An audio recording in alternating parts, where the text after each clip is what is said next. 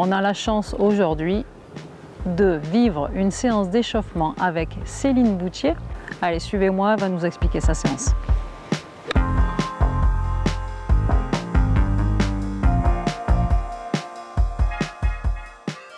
Salut Céline. Hello.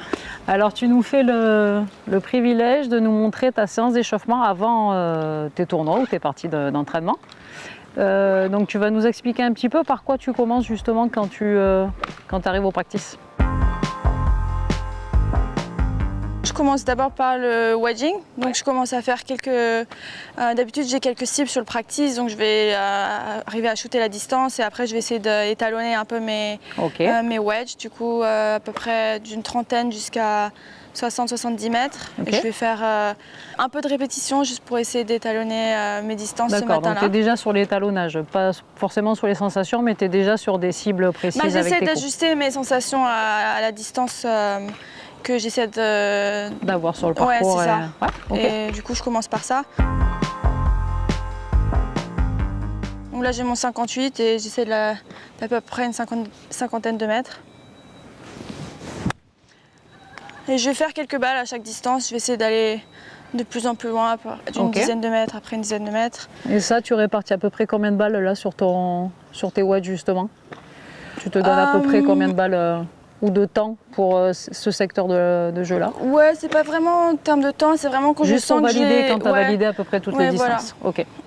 Je pense que c'est à peu près 4-5 balles par distance. Ok.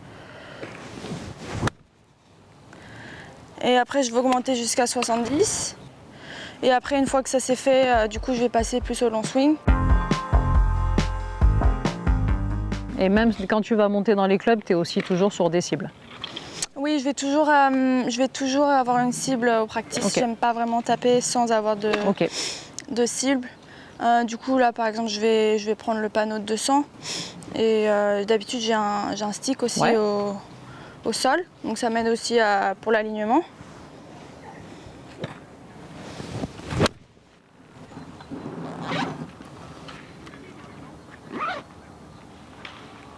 C'est sur ta cible. Et ouais, du coup, c'est pareil, je vais faire à peu près 4-5 balles, je dirais.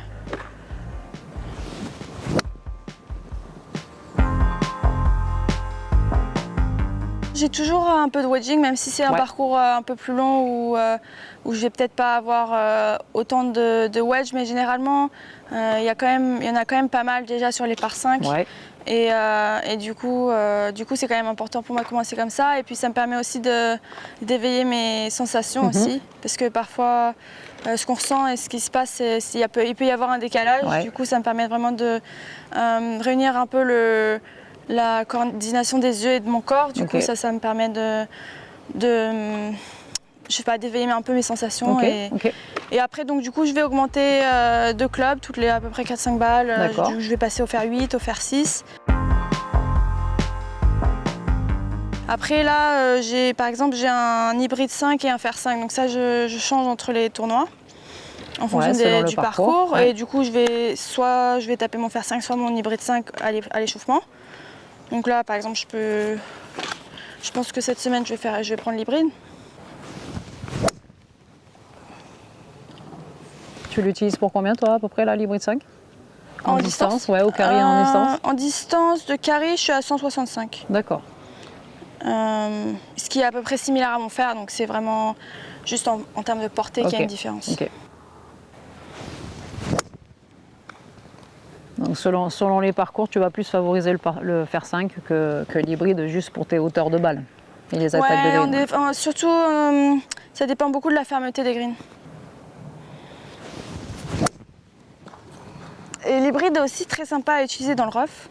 Bon, forcément, on essaie d'éviter le rough, mais quand on est dedans, c'est vrai que l'hybride est beaucoup plus facile à jouer, surtout pour avoir plus de hauteur. Ok, et pareil, là tu restes sur 4-5 balles, tu essaies aussi de varier les trajectoires selon le parcours que tu vas avoir. Fade draw ou surtout plus hauteur de balle? Plus en hauteur pour moi. D'accord. Je trouve que c'est vraiment ce que j'utilise le plus. D'accord. Varier surtout la hauteur, bas ou haut selon les attaques de green ou les conditions de jeu, quoi. Ok. Après, c'est vrai que c'est intéressant aussi quand il y a du vent d'essayer de contrer le vent. Donc là, je vais avoir un peu plus besoin des trajectoires. Ouais. Mais sinon, de manière générale, je vais plus varier sur la hauteur. Ok, ok. Tu nous montres quelques bois 3? Ouais. Le bois 3, tu vas l'utiliser sur... tu alternes un coup sur tee, un coup sur fairway ou exclusivement sur fairway et après tu te finis avec le drive sur tee? Ouais, j'utilise les deux, sans tee et sur tee au bois 3. Donc je commence sans tee, 2-3 balles et après sur tee, 2-3 balles pareil. Ok. Parce que c'est vrai qu'on l'utilise aussi parfois sur le départ, donc c'est bien d'avoir fait quelques coups.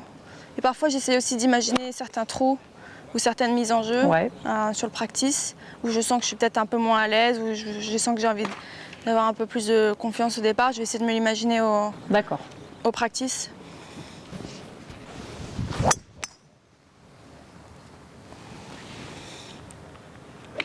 Donc tes coups, on fait un rappel évidemment pour le licencié, c'est que chaque coup, il y a forcément une intention et surtout pour toi une cible à chaque fois. Quel que soit le club que tu vas taper, même sur une séance d'échauffement, tu prends une cible avec une intention soit de hauteur de balle, soit de trajectoire.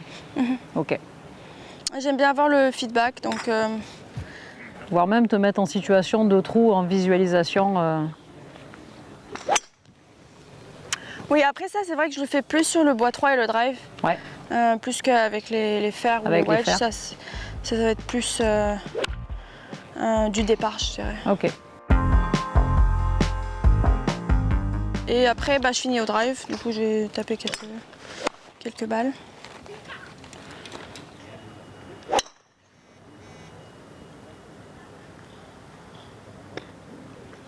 Parfait. Est-ce que sur les dernières balles de ton drive, tu vas mettre un peu plus d'intensité selon les parcours ou c'est juste pareil, tu es sur une trajectoire et une cible? Le drive, je vais commencer par des balles assez droites et puis après c'est vrai que je vais essayer de faire quelques effets en fonction du parcours, des coups que je vais avoir un peu plus besoin. Mais pareil, je vais pas rester sur énormément de balles, peut-être 6 ou 7 maximum. Ok. Est-ce que tu finis aussi par exemple sur le départ du 1 et tu te fais le départ du 1 sur les dernières balles ou pas forcément le 1, mais comme j'ai dit, s'il y a un départ que je sens un peu... que t'aimes pas trop au départ, pour te rassurer là au practice. Ok. Ok, super. Merci Céline pour ta séance, de faire profiter les licenciés. Merci Céline.